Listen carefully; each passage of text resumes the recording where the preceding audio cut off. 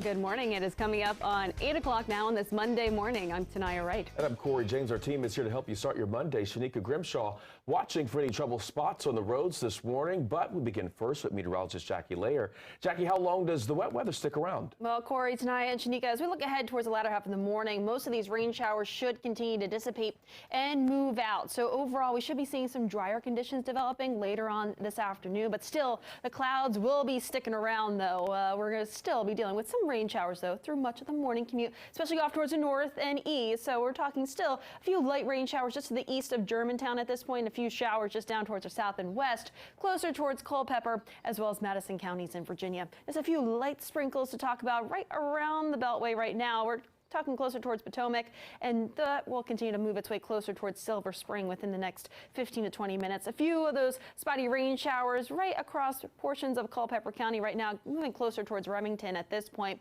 But our wider look shows us we do have the cluster of showers that didn't pass through earlier this morning, now moving closer towards Baltimore. But then we have this other cluster down towards our south and west that will continue to push its way farther south and east of our area. And otherwise, we're in between those two, and we have a few lingering showers in between. So again, we're sandwiched in between a few of those rain showers that we're talking about this morning. Visibility, though, has been reduced for some. We're talking 7 miles visibility in Hagerstown and Frederick because of some of that patchy fog that's developing, down to 1 mile in Woodstock as well as Kaiser. So something to keep in mind as you're heading out the door. And temperatures mid-upper 60s for much of the area. We did just drop back down to 69 degrees in D.C. We were up to 70, but still holding on to 70 in Lexington Park at this point. Dew points low to mid 60s, a little bit more comfortable compared to what we started off with last week around this time. And today, certainly feeling much more fall-like. We have the mainly cloudy skies, a few showers through the latter half of the morning, and then we should dry things out through the latter half of the afternoon into the early evening. Could see some sunny breaks developing, but overall, I'm thinking more clouds than sun for your Monday. But I'll have more details coming up. But right now, we'll toss it over to Shanika with the very latest on traffic. How's it looking at this 8 o'clock hour? Well, we have a few incidents you might want to look out for if you're headed out. We're looking at BW Parkway north and southbound right near Powder Mill Road.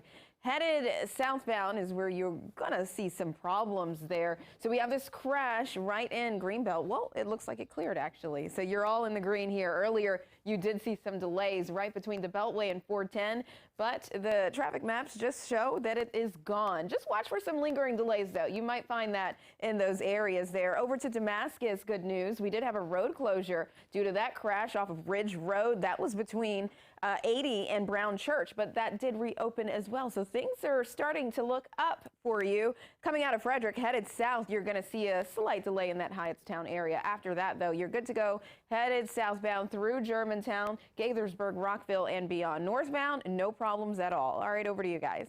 All right, Shanika, thank you. Breaking now, plagued by violence, 8. That is the number of shootings the Gun Violence Archive recorded in D.C. and across the DMV in the past 72 hours. And that means 8 families and communities are reeling, trying to come to grips with the outbreak of violence. This morning, we are hearing from people concerned about that uptick in crime. That's right. Right now, police say they're searching for several shooters. We have live team coverage for you this morning. Our Joseph Olmo is looking at the crime trends in Prince George's County, but we do begin that team coverage with our Lex Juarez. So, Lex, what do police know this morning? Well, Tanaya, there is still a lot that investigators are working to figure out. That's because police were busy this weekend with fatal shooting after fatal shooting after fatal shooting. And 4 people are now dead, 3 men and 1 kid who we are not sure of the age of at this time. All of them were found by Prince George's County Police in streets, shot to death. Now, our contributor Larry Calhoun with DC Real Time News, he was at 3 of these scenes over the weekend. Last night at 9:30, the most recent scene, police were called to at Barnabas Road, where they found a man who was shot. He did die later at a local hospital, and just an hour before that, another man was found shot multiple times off of Twin Flower Place, and he died on the scene. As you can see, our detectives are on scene, and they're also working behind the scenes to investigate these incidents. That way, the community can have answers as well as the families can have answers and be able to receive proper justice. Well, these shootings are still active investigations. No suspects or motives released by police at this time. And the other two shootings that police are also investigating happened on Friday night and early Saturday morning in Upper Marlboro and in Seat Pleasant. And those victims in those shootings, one was a man and another was a kid whose age we do not know at this time. For now, live outside of Prince George's County Police Headquarters, I'm Lex Juarez, DC News Now. All right, so much to still learn. Thanks so much, Lex. Our team coverage continues this morning on the troubling trend across the nation right now with the rise in crime. DC News Now's Joseph Olmo is in studio this morning breaking down the numbers in Prince George's County and the outcry for change. Good morning, Joseph. Hey, Corey, good morning to you. Well, this morning we are taking a closer look at what's really going on in Maryland's second largest county. So we pulled up some of the highlights from the Prince George's County Police annual report, and here they are. Let's zoom out for a sec.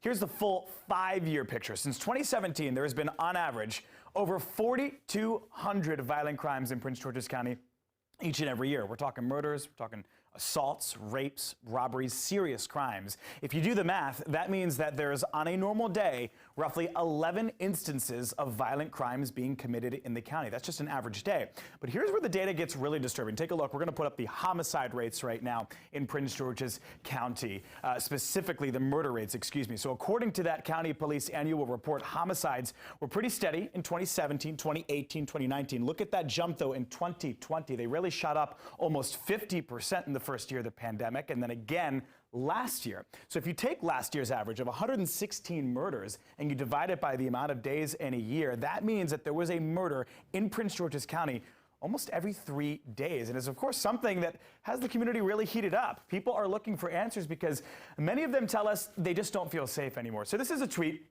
that was sent by our contributor Larry Calhoun over at DC Real Time News. He had this to say: "Folks, don't be afraid to demand the very best from your leaders. I'm never afraid to hold them accountable. The last 4 days, it's been homicide after homicide." So he went on to say that the community deserves answers, and families as well deserve those answers. So you're already seeing those calls for change really getting louder. This past Friday, the state's attorney for Prince George's County held a public safety rally.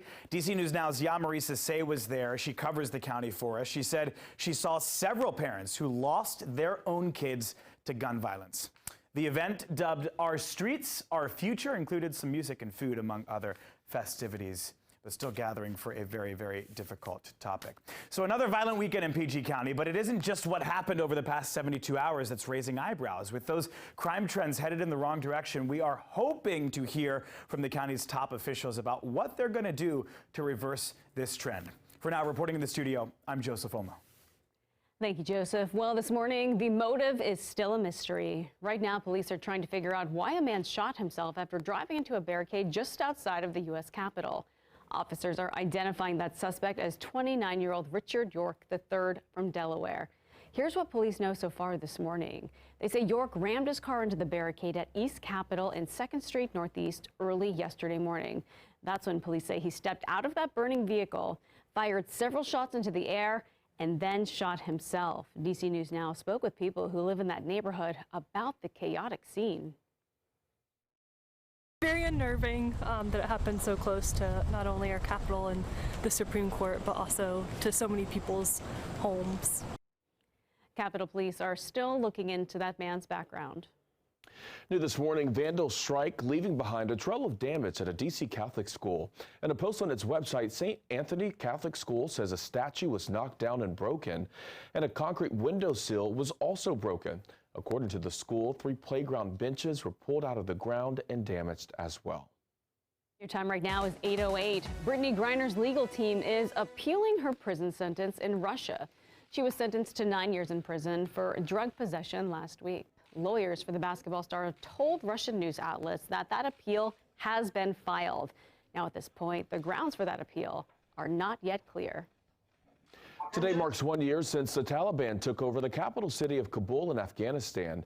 The group is treating today like a holiday, marching and chanting through the city, holding small victory parades. 1 year later, the Taliban is struggling to keep control of the country as Afghanistan faces international isolation and little help from other nations. Now, millions of Afghans have fallen into poverty in the months following the Taliban takeover. Also new this morning, the community is coming together to help an Irish pub in Arlington after a fiery crash. As of this morning, a GoFundMe account has raised more than $64,000 for Ireland's four courts. The goal was $50,000. On Friday, a car crashed through the doors of the pub, injuring 14 people.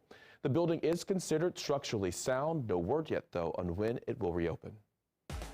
And families running for cover when shots ring out at Six Flags Great America just outside of Chicago.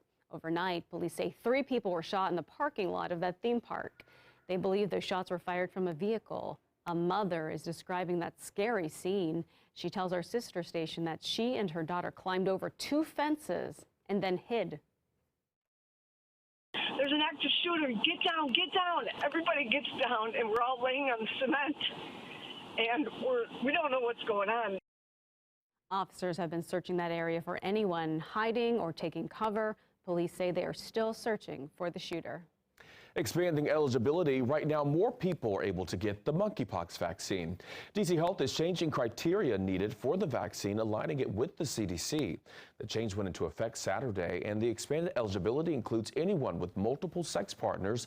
In the past 2 weeks, people who are sex workers and staff in businesses where sexual activity takes place.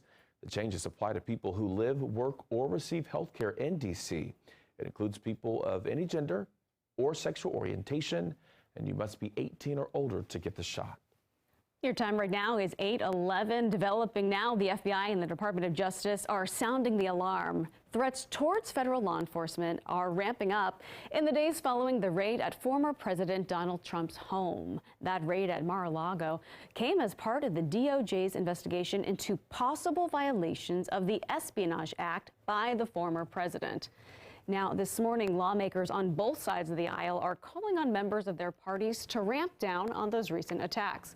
California Congressman Adam Schiff leads the House Intelligence Committee. He denounced that rhetoric on Sunday on Face the Nation. The reaction of many of my Republican colleagues and those around the former president to attack the FBI over this and endanger FBI agents is just another damaging level of irresponsibility. In the days following that raid, some Republican members of Congress called for defunding the FBI. And happening now, another controversial trip. Several American lawmakers are overseas visiting with officials in Taiwan. One member of that delegation, Congressman Don Beyer of Virginia. Now the visit comes as tensions rise between the country and neighboring China. Speaker of the House Nancy Pelosi wrapped up her trip there just 2 weeks ago. Key topics on this trip include reducing some of those tensions and talking business with industry leaders.